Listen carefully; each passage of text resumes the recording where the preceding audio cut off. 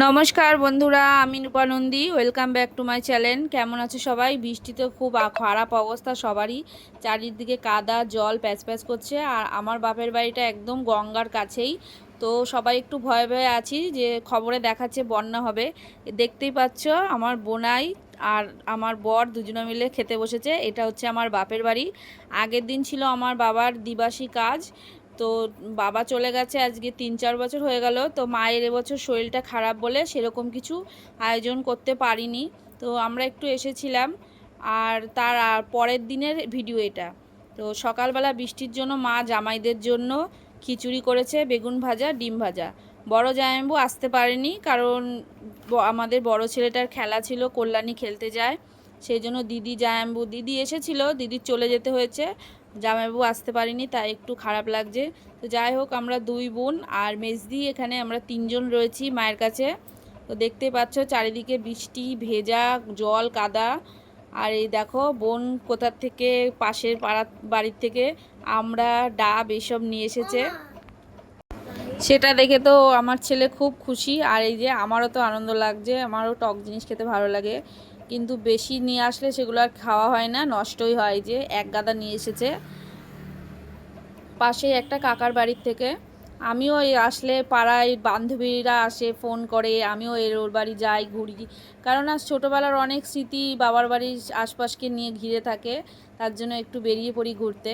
আর এই যে আমার বোনাই আর আমার বর বাজার চলে গেছিলো খাওয়া দাওয়া সেরে, তো ওরা বাজার করে নিয়ে এসেছে। সেগুলোই আমি এখন বের করছি, এগুলো ধুয়ে টুয়ে নেব, কারণ আমার দিদির শরীরটা খুব খারাপ। ওর উপর ও বেশি খাটাখাটনি করলে অসুস্থ হয়ে পড়ে, তাই মা বকাবকি করছে সবাই মিলে একসাথে মিলেমিশে কাজ করবি, যেন ওর উপর বেশি চাপ না পড়ে। আসলে ও একটু কাজ করতে ভালোবাসে, আর ওর একটু প্রবলেম আছে, তার জন্য ও অসুস্থ হয়ে পড়ে। তাই আমি আর বোন যতটা পারি দিদিকে একটু সাহায্য করছিলাম।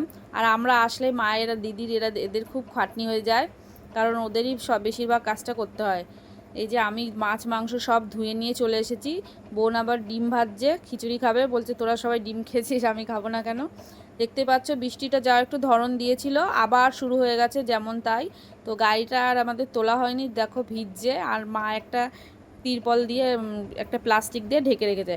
আর ছেলে দেখো বাড়িতে কিন্তু পড়তে চায় না, এখানে এসে ওর কী মনে হয়েছে, মানে ওর তো এরকম খাতা নেই, ডায়েরি। তো ডায়েরি দেখে ওর একটু লেখার শখ হয়েছে, তাই একটু লিখছিল।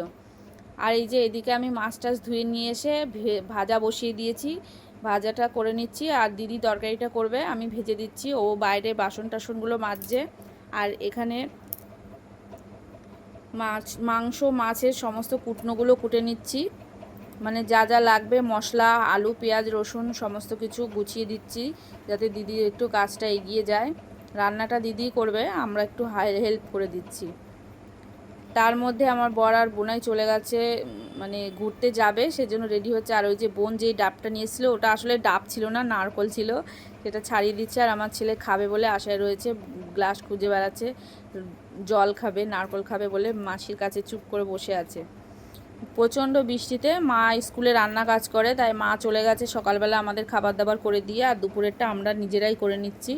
দিদি এই যে ভিজে ভিজে বাসন মেজে নিয়ে আসলো, আর এদিকে নারকল ফাটিয়ে ওরা জল খাচ্ছিল। আমি বললাম দেখি কেমন মিষ্টি নাকি, একটু টেস্ট করে। তাই আমি একটু টেস্ট করে দেখলাম, খুব একটা মিষ্টি না, তবে নারকলটা খুব মিষ্টি ছিল। এই যে এদিকে আমাদের রান্নার জোগাড় হচ্ছে। এই যে দিদি মাছের ঝোল বসিয়ে দিয়েছে, এটা হচ্ছে কাতলা মাছের কালিয়া, মানে দই কাতলার মতোই হচ্ছে, দইটা নেই, জাস্ট যা বাকি যা ছিল তাই দিয়ে একটা রসা টাইপের তরকারি হয়েছে। তারপরে এই যে ভাত বসাচ্ছে দিদি, চাল ধুয়ে মা চাল দিয়ে গেছিলো, বসিয়ে দিয়েছে।